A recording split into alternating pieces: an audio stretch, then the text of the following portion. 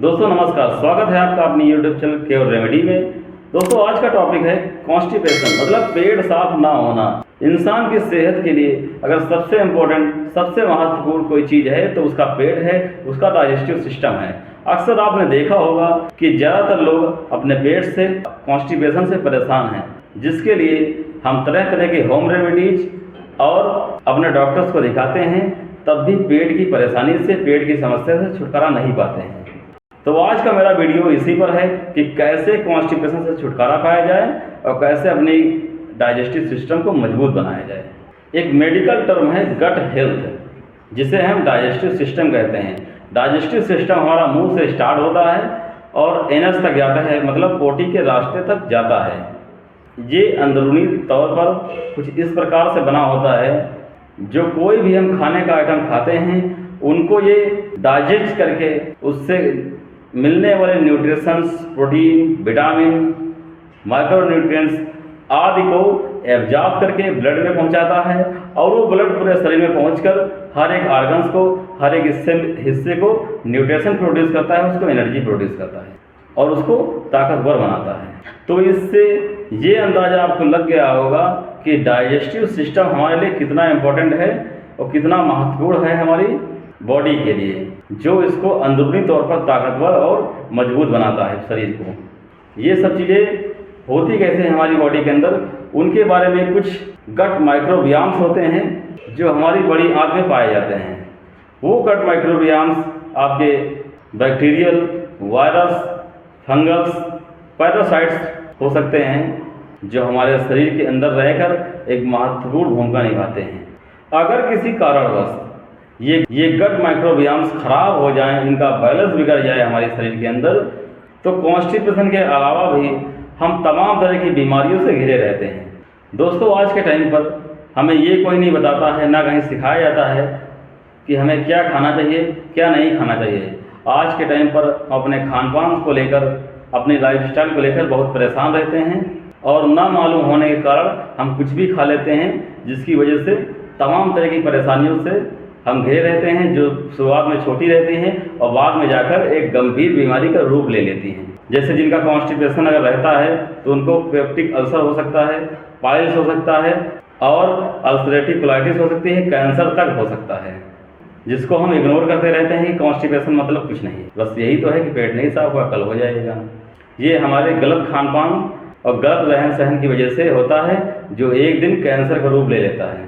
एक चीज़ और, अगर किसी कारणवश हमारे गट माइक्रोबियाम्स डिस्टर्ब हो जाते हैं, खराब हो जाते हैं, तो हम शरीर में किसी न किसी परेशानी से या बॉडी में हमारी चेंजिंग आते रहते हैं। जैसे वीक इम्यूनिटी के कारण हमें छोटी छोटी बीमारियां, common cold, viral infection, fever आदि जैसी समस्याएं होने लगती हैं। हम समझ ही नहीं पाते हैं कि हमें बार बार जुकाम क्यों हो रहा है, हमें बार बार बुखार क्यों आ रहा है, हम छोटी छोटी परेशानियों से क्यों घिरे रहते हैं। ये आपकी वीक इम्यूनिटी की वजह से होता है, जिसका कारण कुछ और रहता है और आप समझ नहीं पाते उसको। और दूसरा चेंजिंग आपको मेंटल हेल्थ पे दिखेगा।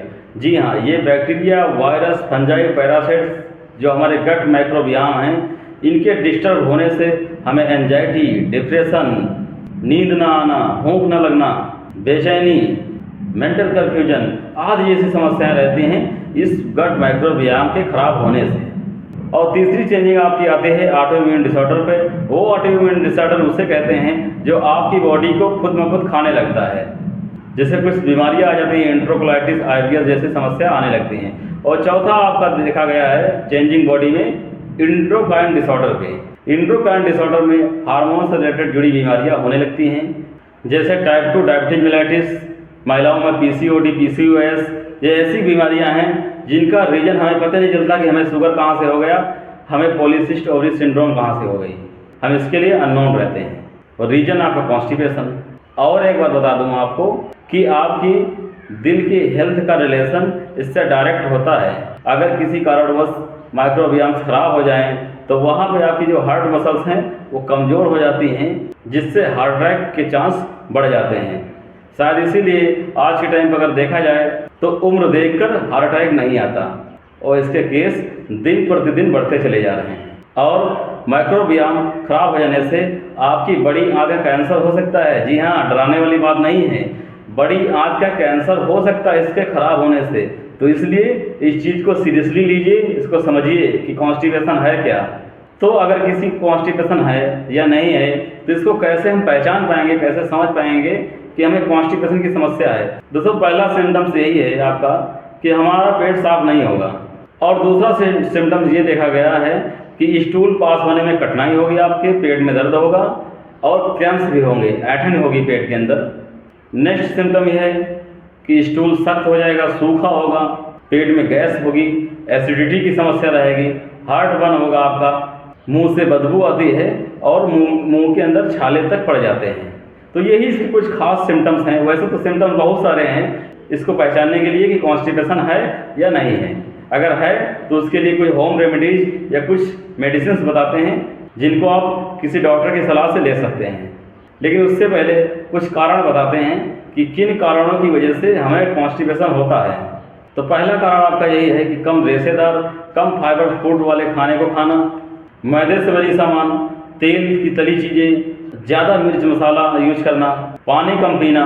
पानी आपको तब पीना है जब आप खाना खाएं, तो उससे पहले पी लें, कि खाना खाने के आधे घंटे बाद पिएं।